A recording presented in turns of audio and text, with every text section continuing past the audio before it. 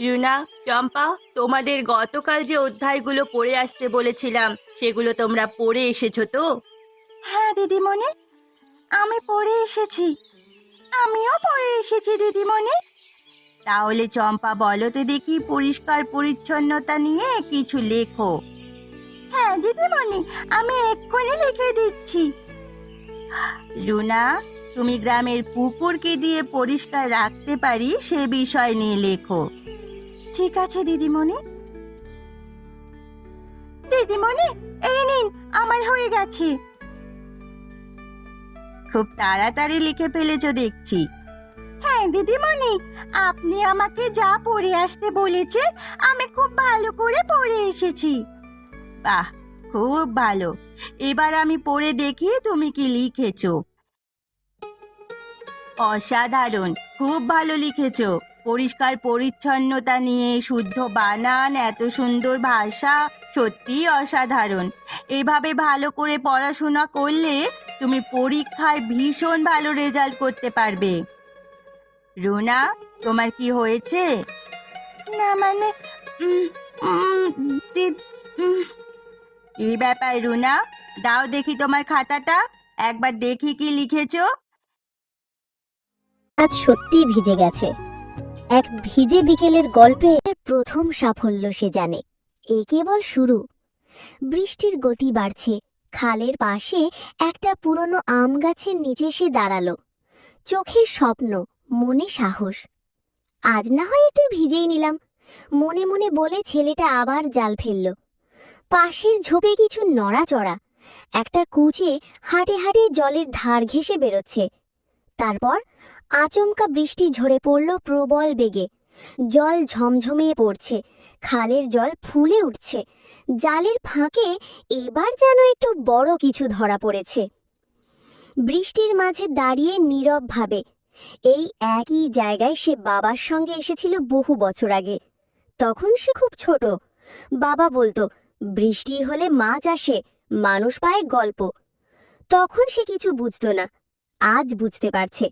বাবা নেই, কিন্তু বাবার কথাগুলো আছে। তার চোখে জল আসে, কিন্তু সে থামে না। জালে এবার উঠল একটা বড় রুই মাছ। আনন্দে সে চিৎকার করে ওঠে, কিন্তু চারপাশে কেউ নেই শুনবে বলে। তবু মন বলে, বাবা শুনছে কোথাও থেকে। বৃষ্টি আস্তে আস্তে থেমে গেছে। সূর্য ডুবে যাচ্ছে পশ্চিম আকাশে। নীরব হাতে একটি প্লাস্টিকের বালতি, তার মধ্যে নড়ে চড়ে বড় মাছগুলো। পথে ফিরে আসছে সে। কাদায় ভরা পথ, কিন্তু তার মুখে হাসি। বাঁশবাগানের ফাঁক দিয়ে বাতাস এসে মুখে লাগে। কোনো এক গাছে একটা ঝিঁঝি পোকার ডাক। সে আবার সেই তাল গাছটার নিচে দাঁড়ায়, যেখান থেকে সকালে বেরিয়েছিল। মা জানালা থেকে চেয়ে আছেন, হাসছেন দেখে। মাছ দেখে বললেন, আজ তো রান্না জমবে। রাত নেমে এসেছে।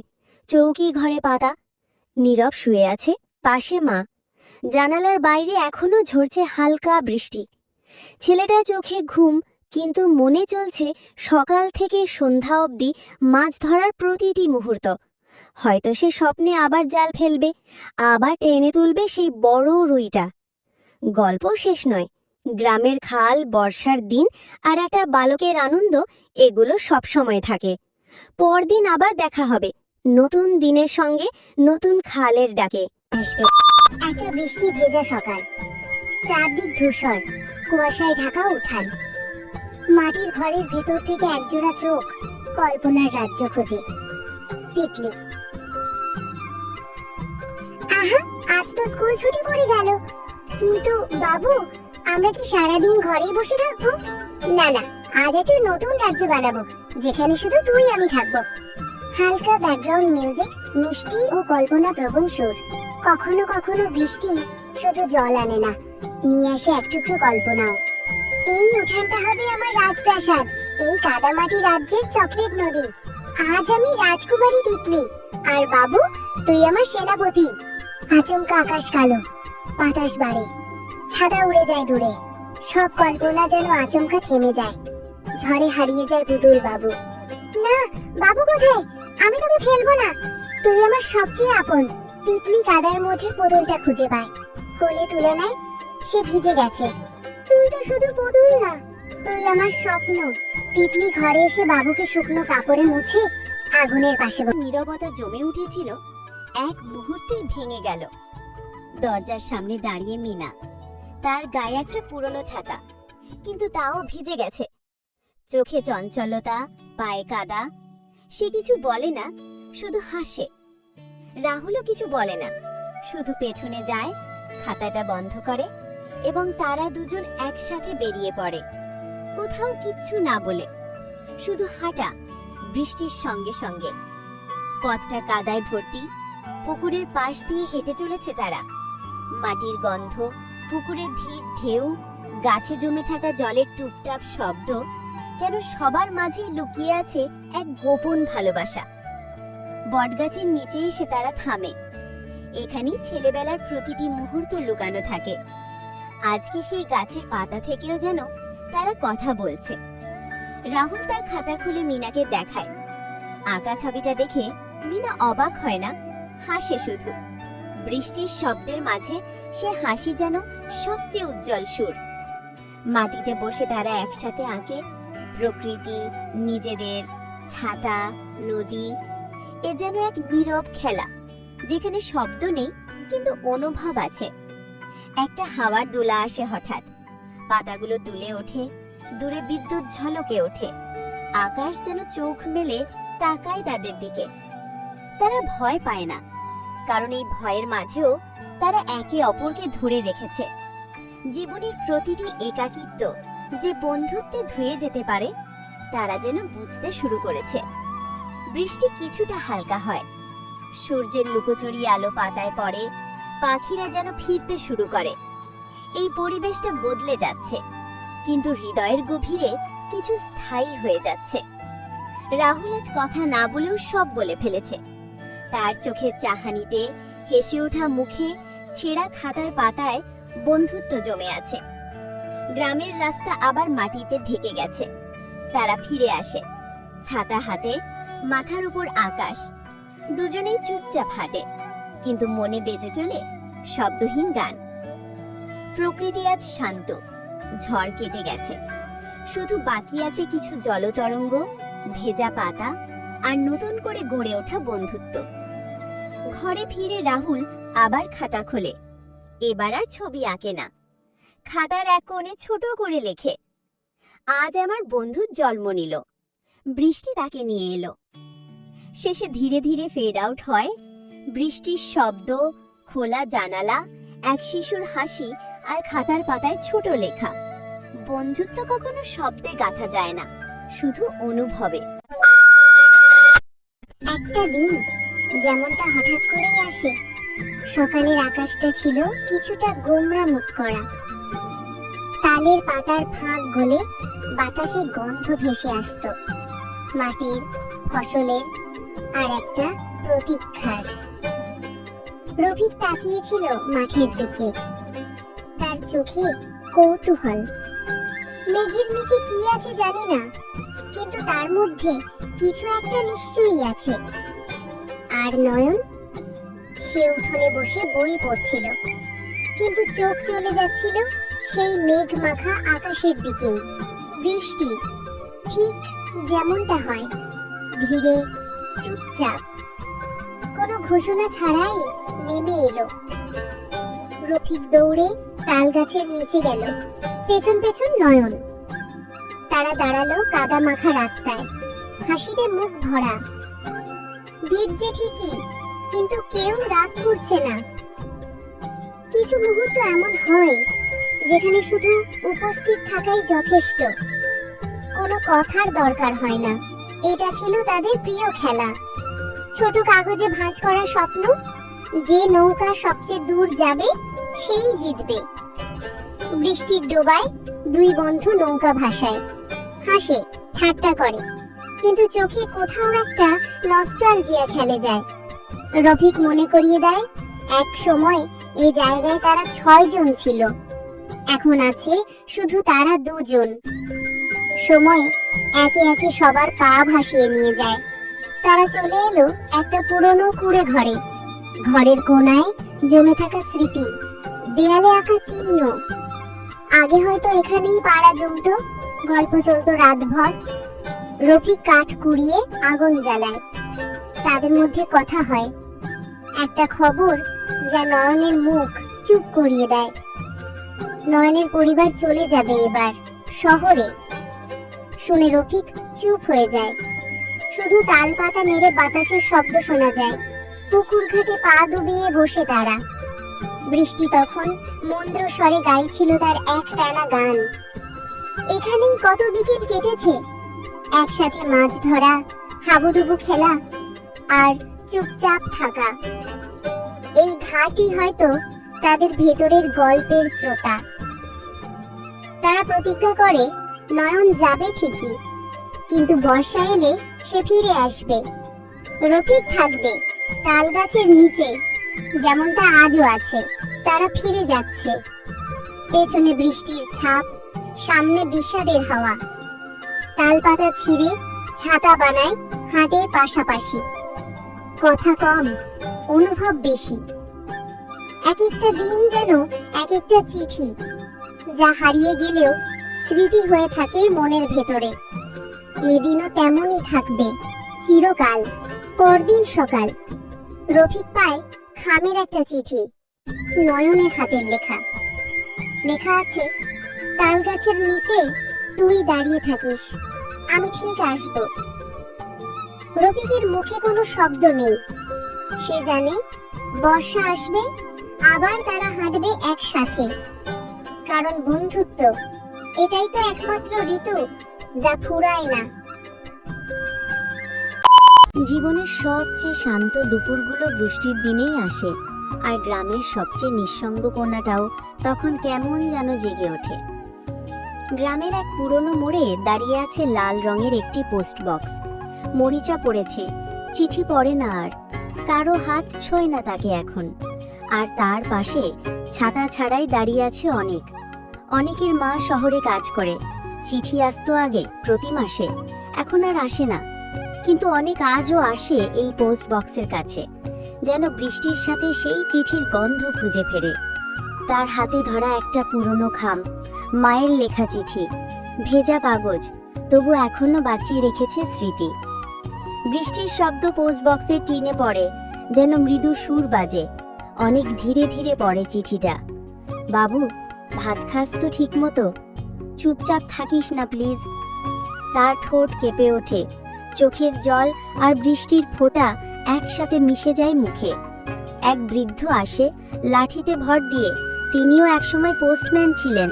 অনেকের পাশে দাঁড়িয়ে বলেন, এই পোস্ট বক্সটা খুব কথা বলতে পারতো এক সময়। অনেক তাকায়, বৃদ্ধ মুচকি হাসেন, তুই লিখিস, আমি পড়ে দিই। অনেক একটা নতুন চিঠি লেখে মায়ের নামে, কিন্তু এইবার মায়ের ঠিকানায় নয়, পোস্ট বক্সের ভিতরে ফেলে দেয়। তুই জানিস তো আমার কথা, তোকে বললেই চলে। চিঠির শেষ লাইনে লেখা। বৃষ্টি পড়ছেই, পোস্ট বক্সটা যেন একটু ঝুঁকে পড়ে। তার গায়ে বৃষ্টির ফোঁটা টুপটাপ শব্দ করছে।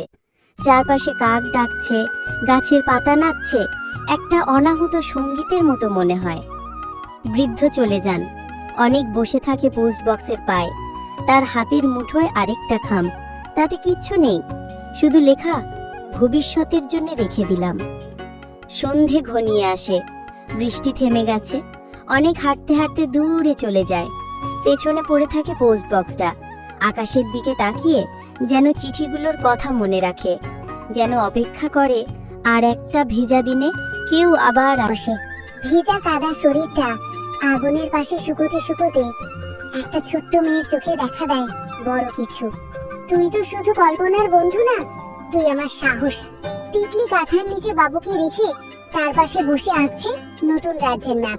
তিতলির চোখ বন্ধ। দর্শক ঢুকে যায় তিতলির কল্পনার জগতে। দেখানো হয় বিশাল চকলেট নদী, রামধনু দিয়ে তৈরি ব্রিজ, ফুলের পাহাড়। সেখানে তিতলি রাজকুমারী, বাবু তার সেনাপতি। রানী তিতলি, আজ রাজ্যে খুশির উৎসব। রাজ্যের মানুষগুলো সব পাতা, কাগজ আর পুতুলের তৈরি, আনন্দে নাচে। কল্পনার রাজ্যে দুঃখ থাকে না। সেখানে যাদের আমরা ভালোবাসি তারা কখনো দূরে যায় না। বাইরে বৃষ্টি থেমে গেছে। তিতলি ঘরের কোণে বাবুকে কোলে নিয়ে শুয়ে। শান্ত সুর, ঘুম পাড়ানোর মতো মিউজিক। তুই থাকলে আমি একা না, তোর সাথে সব পারে আমার মন। একটা বৃষ্টির দিনে এক ছোট্ট মেয়ে শিখে যায় সবচেয়ে বড় বন্ধুদের আমরা চোখে দেখি না, অনুভবে রাখি। সকাল, একটি পুরনো গ্রামের রাস্তা দিয়ে রফিক তার নানার সাথে হেঁটে যাচ্ছে। রফিক দেখতে পাচ্ছে গ্রামের বাড়ির ছাদ থেকে পানির প্রবাহ নেমে আসছে।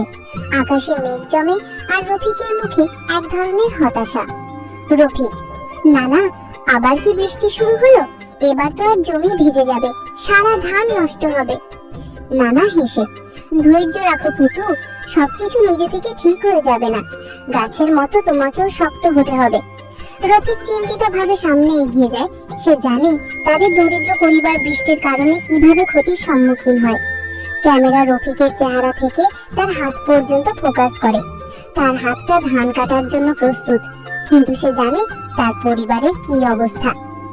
ধান খেতে রফিক ও নানা ধান কাটতে মাঠে পৌঁছায়। প্রচুর পানি জমে গেছে, রফিকের পা কাদা। গ্রামটা যেন ঘুমিয়ে আছে। টিনের চালে টুকটাক শব্দ, তাল গাছের পাতায় জমে থাকা জলের ফোঁটা এক একটা সময়কে আলতো করে ফেলে দিচ্ছে মাটিতে। দূরে ঝিঝি পোকার ডাক আর মাঝে মধ্যে কাকের আওয়াজ। প্রকৃতি কথা বলছে আজ। একটা ছোট্ট কুড়ে ঘরে রাহুল বসে আছে। বিকেলটা আজ একটু বেশি নরম। মেঘে ঢাকা আকাশ, বাতাসে একটা গন্ধ, ভেজা মাটির গন্ধ। গ্রামের ধান ক্ষেতের পাশে কাঁচা রাস্তার ধারে বসে আছে রুবেল। ওর পাশে বসে আছে একটা কুকুর, নাম ভাদু। রুবেলের বয়স বড়জোর ৮ কিংবা ৯। চোখে কৌতূহল, মুখে কোনো কথা নেই। রুবেল কিছু বলেও না, কুকুরটা কিছু বোঝেও না, কিন্তু দুজনের মাঝখানে একটা চুপচাপ বোঝাপড়া, যেন বছরের পর বছর ধরে তারা একসাথে। বিকেলের হাওয়া ধীরে ধীরে গা ছুঁয়ে যাচ্ছে। চারপাশে পাখির ডাক নেই, কেবল বৃষ্টির আগে সেই অদ্ভুত নীরবতা, যেটা শোনার জন্য কানে না, মনে শুনতে হয়। রুবেল একটা ছোট বাঁশের কঞ্চি দিয়ে মাটি খুঁটে খুঁটে কিছু আঁকছে, কিছু না বুঝলেও আঁকছে। পাশে ভাদু বসে, মাঝে মাঝে ঘাড় তুলে আকাশের দিকে তাকায়। তারা কেউ কোথাও যাচ্ছে না, কেউ কিছু বলছে না, শুধু বসে আছে, ঠিক যেন পৃথিবীটা থেমে গেছে ওদের জন্য। একটু দূরে একটা তাল গাছের পাতা নড়ে উঠল। বাতাস এসেছে, সেই সঙ্গে এলো একটানা ঝিরিঝিরি বৃষ্টি। বৃষ্টির ফোঁটা প্রথমে পাতায় পড়ল, তারপর মাটিতে, তারপর রুবেলের কপালে। সে তাকিয়ে রইল আকাশের দিকে, যেন আকাশটাই তাকে কিছু বলছে। ভাদু উঠে দাঁড়ালো, দুবার মাথা নাড়ল তার জানালার ফাঁক দিয়ে বহু দূর তাকিয়ে। মেঘের নিচে বসে থাকা এই শিশুর মনে চলেছে নিঃশব্দ চিন্তার ঢেউ, যেন বৃষ্টি তাকে কিছু বলতে চাইছে। রাহুলের ছোট্ট খাতা খুলে রেখেছে সে, তাতে আঁকা নদী, গাছ, আকাশ আর একটা মুখ, যেটা খুব ধীরে ধীরে স্পষ্ট হচ্ছে। সে জানে না কেন, কিন্তু প্রতিদিনই মিনার ছবি আঁকতে ইচ্ছে করে। আজ স্কুল নেই, মা বাবা খেতে গেছে, সারা গ্রাম যেন একা হয়ে গেছে তার মতো। বাইরে শুধু জল জল আর জল। এই জলে কোনো কষ্ট নেই, আবার কোনো আশ্বাসও নেই। ঠিক তখনই দরজায় ধ্বনি, হালকা লাজুক এক টোকা। রাহুল চমকে ওঠে। এতক্ষণ ধরে যে, তারপর আবার বসে পড়ল। রুবেল হাসে না, কাঁদে না, শুধু চোখ বুজে বৃষ্টিতে ভিজতে থাকে। তারই ভিজে যাওয়া যেন এক ধরনের খেলা। কোনো প্রতিযোগিতা নেই, কোনো বিজয় নেই, শুধু একটানা সময়ের সঙ্গে মিশে যাওয়ার চেষ্টা। চারদিক এখন শুধু পানি, মাঠে, গাছে, মাটিতে। আর কিছু না থাকলেও বৃষ্টির শব্দ ঠিকমতো বাজছে, যেন গ্রামের নিজের গান গাইছে আজ। রুবেল একটু উঠে দাঁড়ালো, ছোট বালতিটা হাতে নিয়ে ধীরে ধীরে হেঁটে গেল পুকুর পাড়ে। ভাদু ঠিক তার পেছনে। পানির ঢেউয়ে আকাশটা কেঁপে উঠছে। রুবেল কল্পনা করে যেন পুকুরের ওপারেই এক নতুন গ্রাম, এক নতুন জগৎ আছে, যেখানে কেউ নেই, কেবল শান্তি, বাতাস আর গল্প। রুবেল সেই গল্প কখনো শোনেনি, কিন্তু মনে মনে জানে সে ওখানেই যাবে। আজ নয়, কিন্তু কোনো একদিন। এখন সে শুধু পানিতে পা ডোবায়। ঠান্ডা জল স্পর্শ করতেই সে একটু কেঁপে ওঠে, কিন্তু পা সরায় না। ভাদু তার পায়ের কাছে এসে দাঁড়ায়। দুজনেই তাকিয়ে থাকে পুকুরের দিকে। সময় কেটে যায়, বৃষ্টি কমে আসে। আকাশে এখনো মেঘ, কিন্তু অন্ধকার আর নেই, বরং সবুজটা আরো গাঢ় হয়ে উঠেছে। রুবেল পেছনে ফিরে তাকায়। তার কুঁড়ে ঘরটা দূর থেকে দেখা যায়। জানে সন্ধে আসছে, ঘরে ফিরে যেতে হবে। কিন্তু সে চায় এই মুহূর্তটা যেন একটু দীর্ঘ হয়, যেন সময়টা না গলে যায় এত তাড়াতাড়ি। ভাদু একবার হালকা দাগ দিয়ে মাথা ঘোরায়, যেন বলে, চল ফিরে যাই। রুবেল মাথা নেড়ে হাঁটতে শুরু করে। দুজনে একসাথে হাঁটে কাঁচা রাস্তা ধরে। চারপাশে পাখিরা আবার ডাকা শুরু করেছে। বাতাসে এখনো ভেজা মাটির গন্ধ, কিন্তু সেই গন্ধের মধ্যে একটা শান্তি মিশে গেছে। রুবেল জানে না কেন সে এতটা চুপচাপ, কিন্তু তার ভিতরে আজ কিছু একটা বদলে গেছে। না জানার মতো, না বলার মতো কিছু একটা। বৃষ্টি শুধু মাটি ভেজায় না, কখনো কখনো মনকেও ভিজিয়ে দেয়। আর রুবেলের মনটা